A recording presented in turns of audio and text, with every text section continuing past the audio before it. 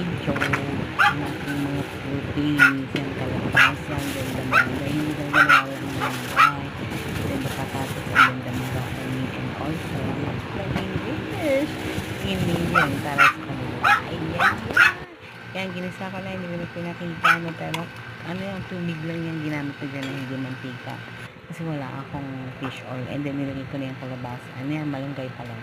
So, hinugasan ko muna yan. And then, mga time na yun is naghihiwa na ako niya ng kalabasa. So, hindi ko na napakita na nilagyan ko ng kalabasa. So, nilagyan ko muna ng tubig. Mga 2 to 5 cups ng tubig.